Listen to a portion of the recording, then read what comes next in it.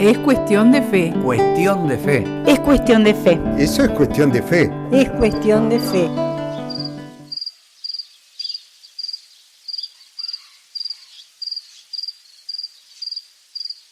Ya el sol se había escondido detrás del horizonte. En la media luz del crepúsculo, doña Eulalia comenzó a encender con cuidado la lámpara Aladín. La mecha de la vieja lámpara a querosén iluminaría su casa hasta la hora en que la apagaría para irse a dormir.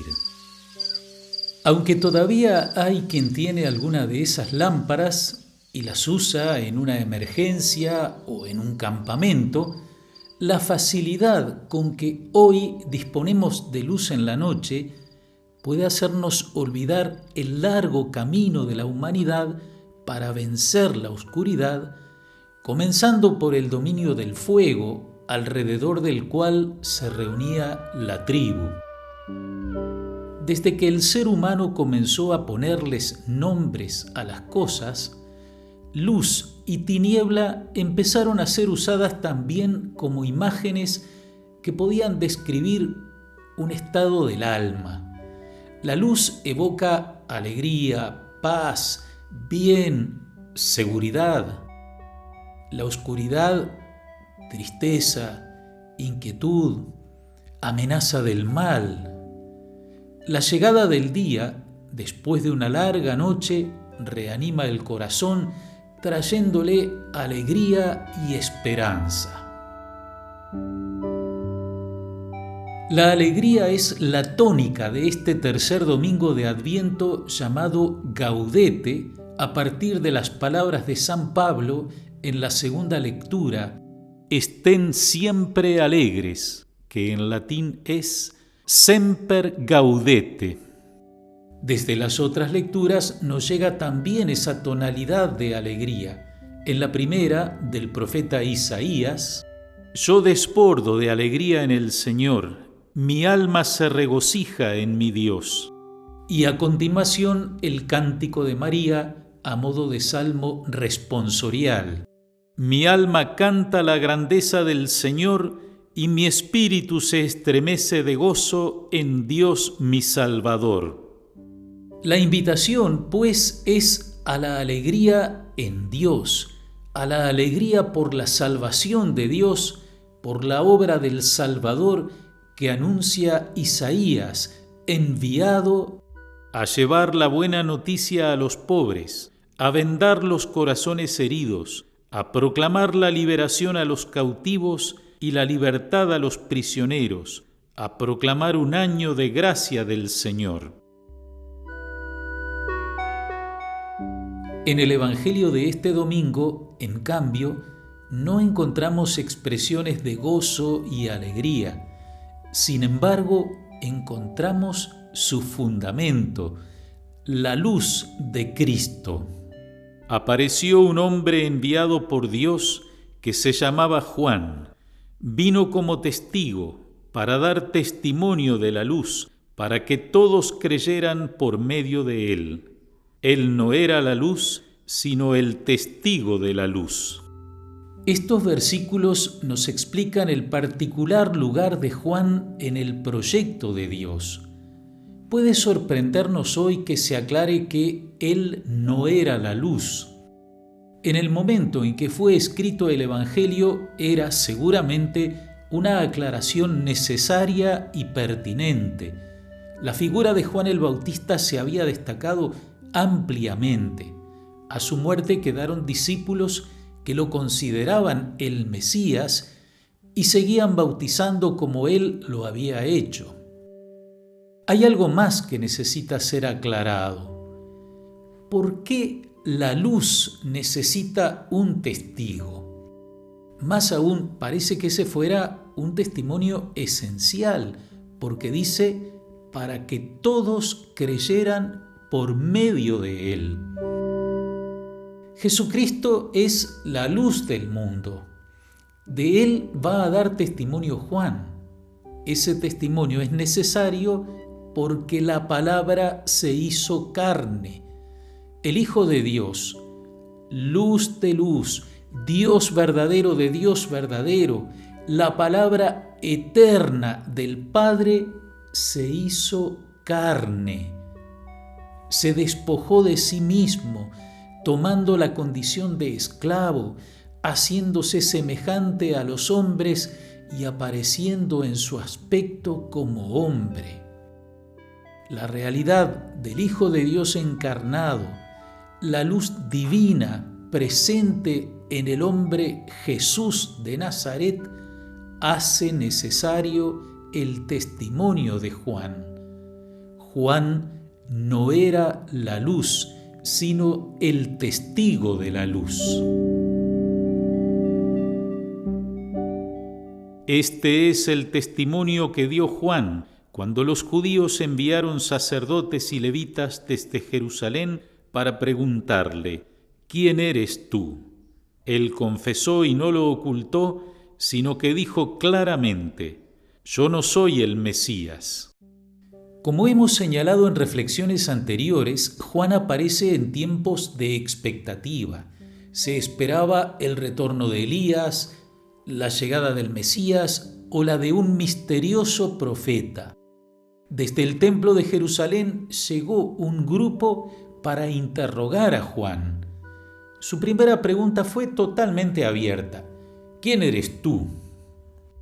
Juan vio detrás de esa pregunta una suposición, que él fuera el Mesías. Por eso, de entrada aclaró: yo no soy el Mesías. Continuaron interrogándolo. ¿Quién eres entonces?, le preguntaron. ¿Eres Elías? Juan dijo: no. ¿Eres el profeta? Tampoco, respondió. En el programa anterior hablamos del anuncio del regreso de Elías, profecía de Malaquías. He aquí que yo les envío al profeta Elías antes que llegue el día de Yahvé grande y terrible. Despierta la curiosidad la otra pregunta, a la que Juan también responde negativamente: ¿eres el profeta? No le preguntan si es un profeta más, sino el profeta. ¿De qué profeta se trata? En el libro del Deuteronomio encontramos en un discurso de Moisés el anuncio de un profeta semejante al propio Moisés. Yahvé tu Dios suscitará de en medio de ti, entre tus hermanos, un profeta como yo, a quien ustedes escucharán. Es exactamente lo que tú pediste a Yahvé tu Dios en el Horeb, el día de la asamblea, diciendo: para no morir, no volveré a escuchar la voz de Yahvé mi Dios, ni miraré más a este gran fuego. Y Yahvé me dijo a mí: bien está lo que han dicho. Yo les suscitaré de en medio de sus hermanos un profeta semejante a ti. Pondré mis palabras en su boca, y él les dirá todo lo que yo le mande. Si bien estas expresiones pueden referirse a cada uno de los profetas que vinieron después de Moisés, el anuncio está en singular: suscitaré un profeta. Aunque viniesen, como efectivamente sucedió, muchos profetas, se esperaba uno que sería el profeta, un profeta semejante a Moisés. En el plan de Dios, Moisés tuvo un lugar muy destacado, un lugar único. Es, sin duda, el profeta más grande de la primera alianza. Al relatar la muerte de Moisés, el libro del Deuteronomio dice: no ha vuelto a surgir en Israel un profeta como Moisés, a quien Yahvé trataba cara a cara. La espera de ese profeta anunciado era otra forma de la expectativa mesiánica que hemos mencionado en programas anteriores. Esa profecía se cumple en Jesús, en quien está la plenitud de la unción, la plenitud del Espíritu Santo.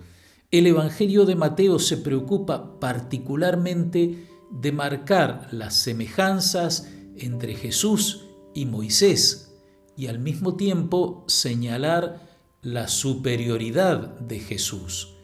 Lo mismo hace Juan en un versículo muy cercano a nuestro evangelio de hoy. La ley fue dada por medio de Moisés. La gracia y la verdad nos han llegado por Jesucristo. Cuando los enviados del templo le preguntan a Juan si él es el profeta, le están preguntando si es él ese profeta semejante a Moisés que estaba anunciado desde tanto tiempo atrás. Una nueva respuesta negativa de Juan hace que se vuelva a la pregunta inicial. Ellos insistieron: ¿quién eres? Para que podamos dar una respuesta a los que nos han enviado. ¿Qué dices de ti mismo? Y Juan responde: yo soy una voz que grita en el desierto, allanen el camino del Señor, como dijo el profeta Isaías. Juan se presenta con las palabras de Isaías que ya comentamos la semana pasada. Los 4 evangelios citan a Isaías de la misma forma. El desierto es el lugar donde grita la voz. En cambio, el texto hebreo de Isaías dice que el desierto es el lugar donde hay que preparar el camino. Los 4 evangelistas no citan a Isaías según el texto hebreo, sino según la traducción al griego, conocida como la Biblia de los 70. Esta traducción corresponde mejor a la figura del Bautista que predica en el desierto junto al Jordán, arrastrando hacia allí multitudes. Lo importante, de todos modos, es que Juan se presenta como la voz. En el oficio de lecturas de este domingo encontramos un sermón de San Agustín que comienza diciendo precisamente eso. Juan era la voz, pero el Señor era la palabra que existía ya al comienzo de las cosas. Juan era una voz pasajera, Cristo la palabra eterna desde el principio. Como explica San Agustín, la voz está al servicio de la palabra, como si dijera: soy la voz, cuyo sonido no hace sino introducir la palabra en el corazón. Pero si ustedes no le preparan el camino, la palabra no vendrá a donde yo quiero que ella entre. La identidad y la misión de Juan queda así aclarada, pero queda todavía otra pregunta que viene de otra parte del grupo que ha ido a interrogar al Bautista. Algunos de los enviados eran fariseos y volvieron a preguntarle: ¿por qué bautizas entonces si tú no eres el Mesías, ni Elías, ni el profeta? Que esta pregunta la hagan los fariseos nos recuerda, como explicábamos la semana pasada, que también ellos bautizaban. Era un rito que se aplicaba a los paganos que llegaban a la fe en Yahvé. Por otra parte, esta pregunta era importante para las comunidades cristianas del tiempo en el que se escribe el Evangelio. Ya dijimos que algunos discípulos de Juan el Bautista creían que él era el Mesías. El libro de los Hechos de los Apóstoles nos cuenta de personas encaminadas en la fe cristiana que sin embargo solo conocían el bautismo de Juan. Uno de ellos fue un judío llamado Apolo que llegó a Éfeso. Había sido instruido en el camino del Señor y con fervor de espíritu hablaba y enseñaba con todo esmero lo referente a Jesús, aunque solamente conocía el bautismo de Juan. También en Éfeso encontró Pablo un grupo de discípulos que no había oído hablar del Espíritu Santo. Pablo les preguntó: entonces, ¿qué bautismo han recibido? El bautismo de Juan, respondieron. La respuesta de Juan a la pregunta de por qué bautiza es entonces muy importante. Yo bautizo con agua, pero en medio de ustedes hay alguien al que ustedes no conocen. Él viene después de mí, y yo no soy digno de desatar la correa de su sandalia.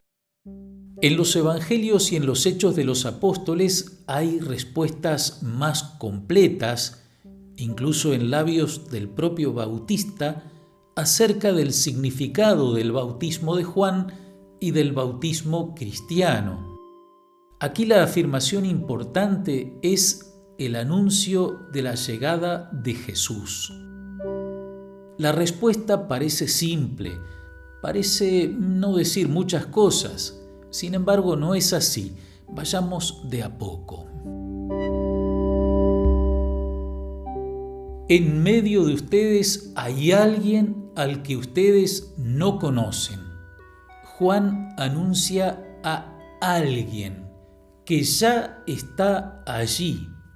No está en un lugar apartado, escondido, preparándose para salir a escena. Está en medio de ustedes, allí como uno más. Los enviados pueden mirar a la multitud. Aquel por el que tanto preguntan ya está allí, pero ellos no lo conocen, no pueden distinguirlo. Llama la atención que Juan dice alguien. No utiliza ninguno de los títulos por los que le preguntaron: el Mesías, Elías, el profeta. Es alguien al que ustedes no conocen, porque la realidad de Jesús, desde la humildad de su encarnación que lo hace confundirse con la multitud, sobrepasa el conocimiento humano y desborda aún lo anunciado por los profetas. La frase «Él viene después de mí» ubica a Juan el Bautista como precursor, pero él mismo agrega más adelante: «Este es por quien yo dije, detrás de mí viene un hombre que se ha puesto delante de mí porque existía antes que yo».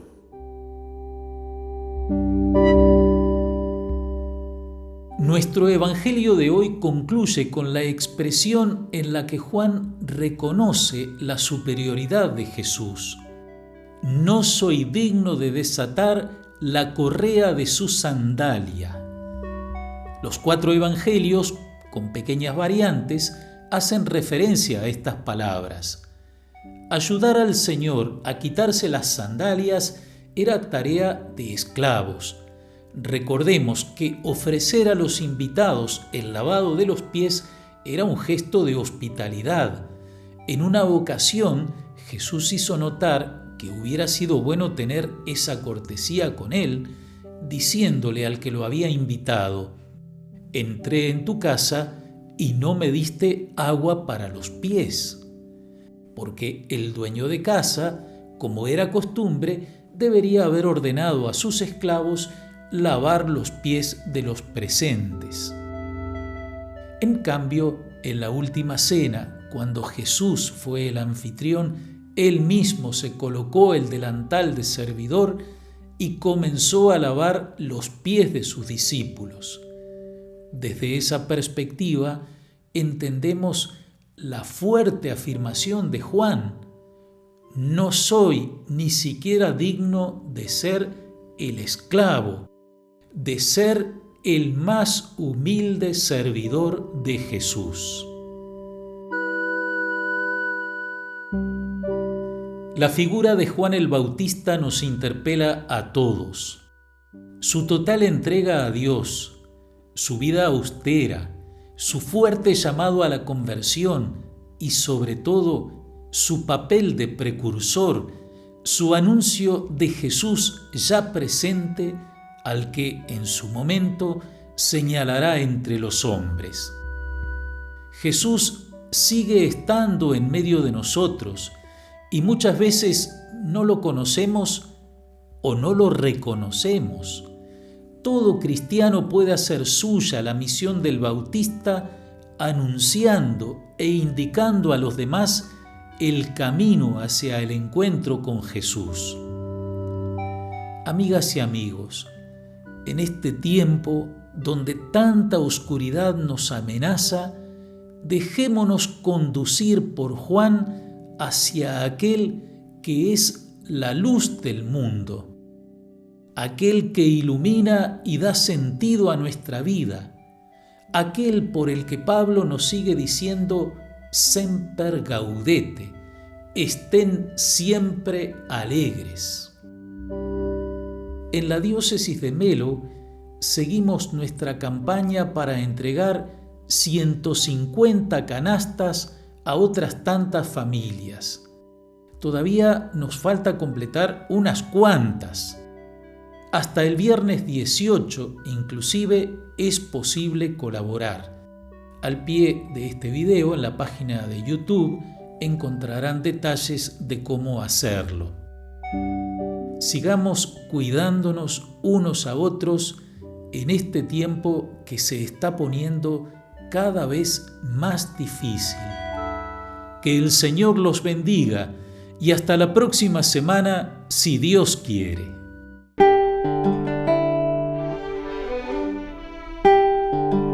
Es cuestión de fe.